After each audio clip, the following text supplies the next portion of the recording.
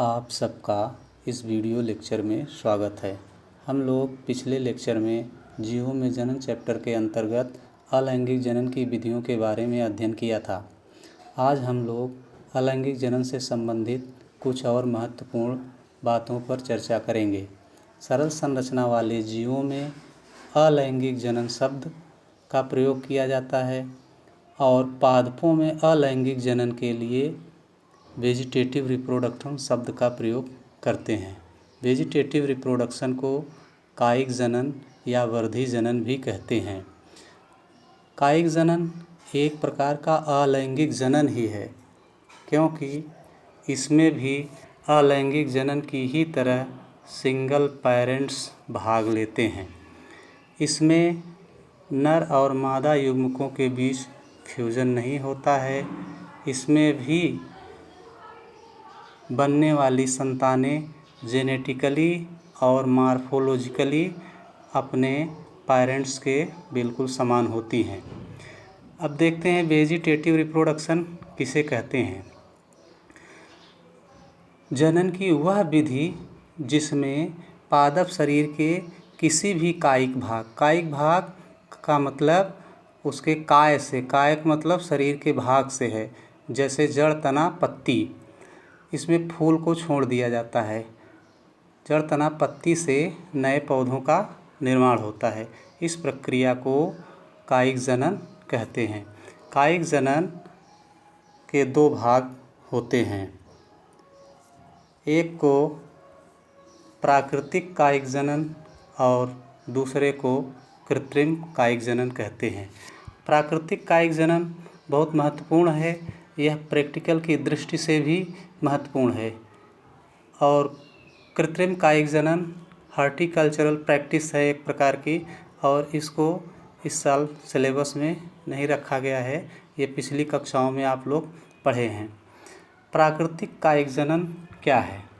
जब पौधों के कायिक भाग प्राकृतिक रूप से स्वतः पौधों से अलग हो जाते हैं और अनुकूल परिस्थिति आने पर नए पौधों का निर्माण करते हैं, तो उसे प्राकृतिक कायिक जनन कहते हैं। प्राकृतिक कायिक जनन तनों द्वारा, जड़ों द्वारा, पत्तियों द्वारा या बुलबिल्स द्वारा होता है। अब हम लोग देखते हैं कि प्राकृतिक कायिक जनन तनों द्वारा कैसे होता है।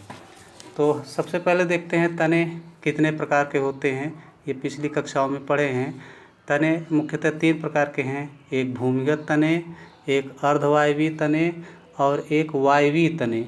यहाँ पर हम भूमिगत और अर्धवायवीय तनों के बारे में चर्चा करेंगे। अब हम लोग देखते हैं भूमिगत तने। भूमिगत तने के अंतर्गत कौन कौन सी संरचनाएं आती हैं, कौन कौन से पार्ट आते हैं।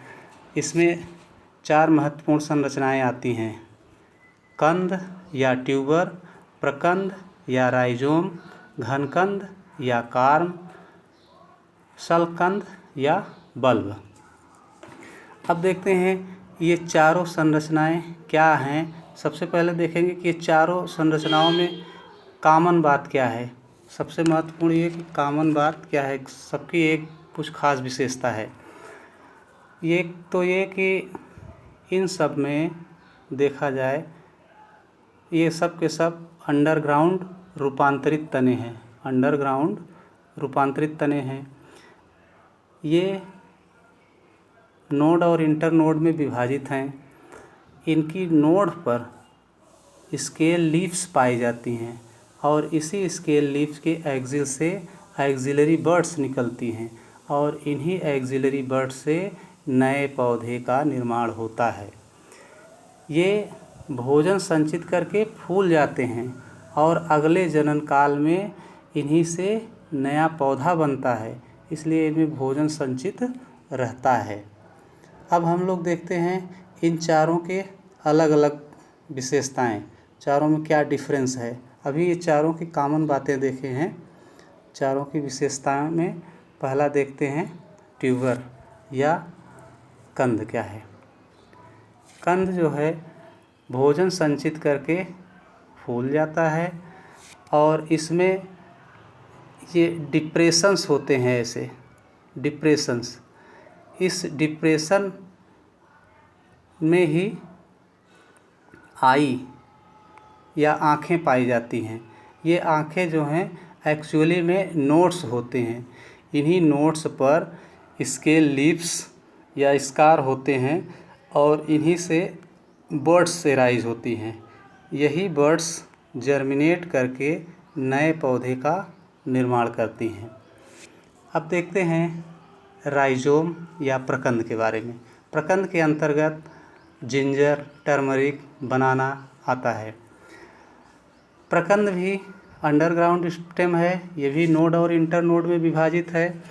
इसके नोड वाले पार्ट पर स्केल लीफ पाई जाती है। ये स्केल लीफ जो है वेस्टिजियल ऑर्गेन होता है।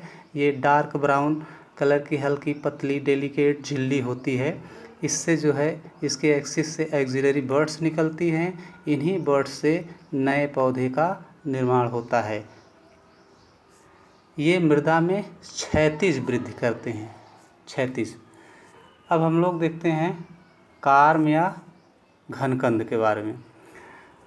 घनकंद भी भोजन संचित करके फूल जाता है। इसका स्ट्रक्चर देख रहे हैं, ये गोलाकार लगभग है। गोलाकार में इसमें राउंडेड नोड्स पाए जाते हैं, राउंडेड सर्कुलर नोड्स पाए जाते हैं। इन्हीं सर्कुलर नोड्स पर स्केल लीफ पाई जाती है। इसी लीफ की एक्सिल से एक्सिलरी बर्ड्स निकलती हैं। इन्हीं बर्ड्स से नए प्लांट्स का निर्माण होता है और इन्हीं नोड्स वाले रीजन के नीचे एडवेंटिशियस रूट्स निकलती हैं। से नोड वाले रीजन से एडवेंटिशियस रूट्स निकलती हैं। अब इसमें ख़ास बात है कि ये जो है मृदा में ऊर्ध्वाधर वृद्धि करते हैं, जबकि राइजोम जो था मृदा में क्षैतिज रूप से वृद्धि करता था, हॉरिजॉन्टली ग्रो करता था। अब चौथी संरचना के बारे में आते हैं, सल्क या सलकंद। ये बहुत महत्वपूर्ण है। इसके अंतर्गत प्याज, लहसुन, लिली आता है। प्याज आप लोग देखे होंगे। प्याज का अगर बीचों बीच काट दिया जाए तो ये स्ट्रक्चर जो दिख रहा है ऐसे दिखेगा। अब इसमें जैसे ये प्याज है और इसके बीच में नीचे बीच में इस प्रकार का एक ठोस स्ट्रक्चर होता है। यहाँ से नीचे एडवेंटिशियस रूट निकलती हैं। अब ये वाला जो स्ट्रक्चर होता है इसको डिस्क कहते हैं। यही डिस्क ही जो है इसका तना होता है और ये तना हाईली रिड्यूस्ड कंडेंस्ड होता है। इसमें यहाँ तक इतना कंडेंस्ड होता है कि नोड और इंटर नोड भी स्पष्ट रूप से इसमें दिखाई नहीं देते हैं। नोड और इंटर नोड में स्पष्ट विभाजन नहीं दिखता है। अब इसी डिस्क वाले रीजन से ये एक्सिलरी बर्ड्स निकलती है और इन्हीं बर्ड्स से स्कैप या एरियल फ्लावरिंग शूट निकलता है जो बाद में फ्लावरिंग करता है। और ये पूरी स्ट्रक्चर चारों तरफ से एक कॉमन ट्यूनिक लेयर से रेडिश या वाइटिश देखे होंगे कवर होता है। इसको ट्यूनिक लेयर कहते हैं। चारों तरफ से एक आवरण है और इसके बीच में जब देखेंगे, काटेंगे इसको, तो इसमें कंसेंट्रिक लेयर्स होती हैं। वो फ्लैशी स्केल लीफ हैं जिसे हम खाते हैं। प्याज का खाने वाला भाग मांसल सल्कपत्र है, यानी फ्लैशी स्केल लीफ। ये कंसेंट्रिक रो में अरेंज होते हैं। अब हम लोग आगे वाला पार्ट देखते हैं, sub aerial stem. Sub aerial stem या अर्धवायवीय तने। अर्धवायवीय तने का मतलब आधा ऊपर वायु की ओर और आधा नीचे मृदा में पाए जाते हैं। इसके अंतर्गत भी 4 महत्वपूर्ण संरचनाएं होती हैं। रनर, इसके अंतर्गत दूब घास खट्टी बूटी आती है। ऑफसेट, इसमें जलकुंभी आता है। शक्कर, इसका उदाहरण पुदीना गुलदाउदी है। स्टोलन, इसमें स्ट्रॉबेरी और पैसिफ्लोरा आता है। अब जैसे अंडरग्राउंड पार्ट के चारों की कुछ कॉमन विशेषताएं थी, वैसे ही सब एरियल स्टेम की भी चारों की इनकी कुछ कॉमन विशेषताएं हैं जो सब में पाई जाएंगी। बस पहली बात, सबसे महत्वपूर्ण बात यह कि ये अर्धवायवीय तने के रूपांतरित भाग हैं, यानी सब एरियल स्टेम हैं। इसका कुछ भाग वायु में ऊपर और कुछ भाग मृदा में होता है। और ये कि सभी के सभी सतह, अब मृदा की सतह हो सकती है, पानी की भी हो सकती है, कुछ पानी में पाए जाते हैं जैसे आइकार्निया है, कि सतह पर क्षैतिज रूप से या हॉरिजॉन्टली वृद्धि करते हैं। इन सब में नोड्स और इंटरनोड पाया जाता है। इनके नोड वाले रीजन से ऊपर वाले भाग की ओर पत्ती या वायवीय तने विकसित होते हैं और नोड से नीचे एडवेंटिसस रूट्स या अपस्थानिक जड़ें निकलती हैं। अब हम देखते हैं कि इन चारों में अंतर क्या है। अंतर में देखा जाए तो सब चारों में बहुत थोड़ा सा अंतर है। चारों संरचनाएं एकदम एक जैसी दिखती हैं, लेकिन थोड़ा सा अंतर है। उसी एक एक पॉइंट पर डिस्कस करेंगे, एक एक अंतर पर। पहला जो है वो है रनर।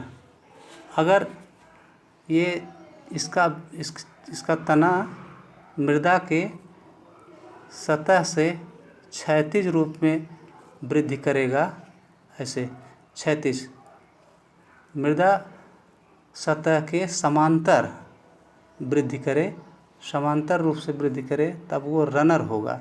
इसमें साइनोडान, दूब घास, ऑक्जेलिस, खट्टी बूटी आती हैं। अब ये भी नोड इंटरनोड में स्पष्ट रूप से विभाजित है। इसका इंटरनोड जो है लॉन्ग थिन हार्ड होता है।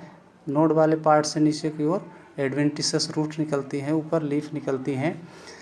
अब यहाँ पर देखने की एक बात, खास बात जो है कि ये जो है रनर मृदा सतह के समांतर वृद्धि करता है, मृदा सतह, और उसी तरह से एकदम इसी तरह से अब दूसरा वाला देखते हैं कि ऑफसेट है, ऑफसेट जिसके अंतर्गत आइकार्निया आता है।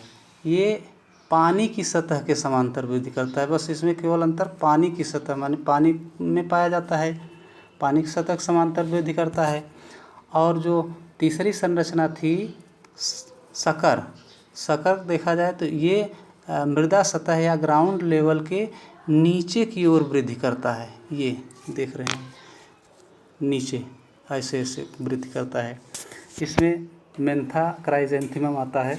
और जो चौथी संरचना थी स्टोलन या इसके अंतर्गत स्ट्रॉबेरी पैसिफ्लोरा आता है।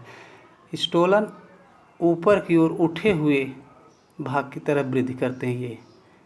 ये चारों में मेन डिफरेंस ये हुआ, स्टोलन में उठे हुए ऊपर की ओर मृदा सतह के ऊपर इंटरनोड निकल कर वृद्धि करता है। सकर में इंटरनोड मृदा सतह के नीचे वृद्धि करता है।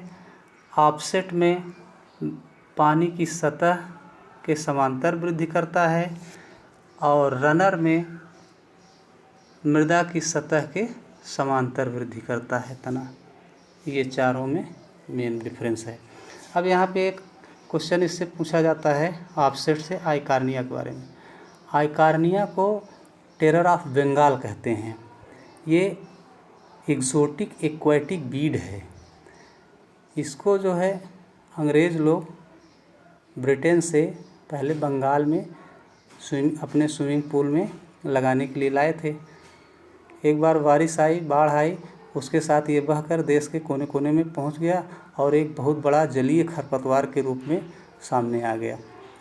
ये वाटर बॉडी से ऑक्सीजन को सोख लेता है और वाटर बॉडी में रहने वाले जीव मरने लगते हैं ऑक्सीजन की कमी से।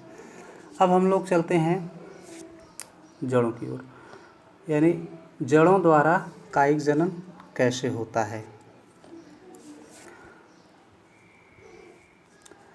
कुछ पौधों की जड़ें जैसे शकरकंद है, डहेलिया है, सतावर है, ये भोजन संचित करके फूल जाती हैं और सुप्तावस्था में चली जाती हैं। इन पर कुछ ये छोटी छोटी अपस्थानिक कलिकाएं लगी होती हैं, अपस्थानिक कलिकाएं। ये कलिकाएं अगले जनन काल में नए पौधे के निर्माण में भाग लेती हैं। महत्वपूर्ण बात, एडवेंटिशस बर्ड नए जनन काल में नए पौधे के निर्माण में भाग लेती हैं। अब हम लोग देखते हैं पत्तियों द्वारा कायिक जनन कैसे होता है। पत्तियों द्वारा कायिक जनन बहुत महत्वपूर्ण है। इसमें 3 पत्तियां विशेष तौर से देखने में मिलती है। एक पत्ती है अजूबा की पत्ती या ब्रायोफिल्लम की। अब ये जितनी भी पत्ती हैं, इन सब पत्तियों से एडवेंटिशस बर्ड्स एराइज होती है, बर्ड्स निकलती है, एडवेंटिशस बर्ड्स। अब ये बर्ड्स किस पत्ती में कहाँ से निकलती है, यही महत्वपूर्ण है। यही क्वेश्चन कॉम्पिटिटिव एग्ज़ाम में पूछा जाता है। अब देखें ब्रायोफिल्लम के केस में तो जो मार्जिन है, मार्जिन का ये दबा हुआ भाग है, जो दबा हुआ भाग, ये इसी को नॉच कहते हैं। इस नॉच से ये एडवेंटिशस बर्ड निकलती हैं, इन्हीं से अपस्थानिक जड़ें निकलेंगी, फिर नए पौधे का निर्माण होगा ये नॉच वाले भाग से ब्रायोफिल्लम में। और एक पौधा है बिगोनिया। बिगोनिया, इस पौधे में देखा जाए तो जो एडवेंटिशस बर्ड है वो इसके सरफेस से निकलती है, सरफेस से इससे नए पौधे का निर्माण होता है। और एक पौधा है कैलेंचोई, ये एकदम ब्रायोफिल्लम की तरह है। इसकी भी पत्ती की सतह से ही बर्ड्स निकलती हैं और नए पौधे का निर्माण करती हैं। एक पौधा और देखने को मिलता है एडियंटम कॉडेटम, जिसे वॉकिंग फर्न भी कहते हैं। इसमें जो है इसकी पत्ती की लीफ टिप से एडवेंटिशस बर्ड निकलती है और उससे नए पौधे का निर्माण होता है। अब हम लोग देखते हैं कि बुलबिल्स द्वारा कायिक जनन कैसे होता है। सबसे पहले हम ये देखेंगे कि बुलबिल्स है क्या। बुलबिल्स एक ऐसी संरचना है जो भोजन संचित करके फूल जाती है और ये पौधे के पत्ती वाले भाग के बेस पर या फ्लावरिंग के नीचे भिन्न भिन्न पौधों में भिन्न भिन्न जगह स्थित होती है। तो इसमें एक बहुत महत्वपूर्ण पौधा है जिसे डायस्कोरिया बल्बीफेरा कहते हैं। इसको हिंदी में रतालू कहते हैं, रतालू। और ये इसका जो बुलबिल्स है ये आलू की तरह होता है, आलू की तरह सब्जी भी इसकी भी बनती है। और ये जो है पत्ती के बेस पर इस प्रकार की स्ट्रक्चर, स्वेलिंग स्ट्रक्चर पाया जाता है। भोजन संचित करके फूल जाता है और ये जो है अगले सीजन में फिर नीचे मृदा में चला जाएगा, पड़ा रहेगा, फिर उसी से अगले सीजन में नए पौधे का निर्माण होगा। अब हम लोग एक बार सभी चित्रों को एक बार फिर से देखते हैं जो अभी तक पढ़ लिए हैं दूसरे रूप में। ये भूमिगत तने हैं, ट्यूबर,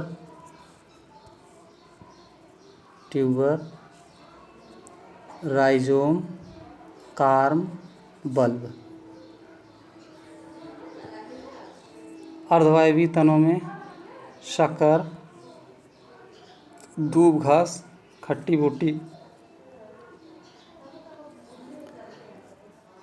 जलकुंभी, ऑफसेट, शक्कर, गुलदाउदी,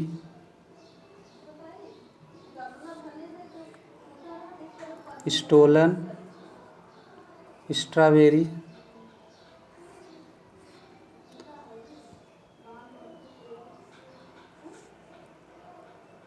जड़ों द्वारा जनन में शकरकंद, पत्तियों द्वारा जनन में बताए ब्रायोफिल्लम अजूबा की पत्ती, ये दोनों अजूबा पत्ती हैं, कैलेंचोई की पत्ती और ये बिगोनिया की पत्ती में इन सब में एडवेंटिटस बड निकलती है और इस बड से नए पौधे का निर्माण होता है। धन्यवाद।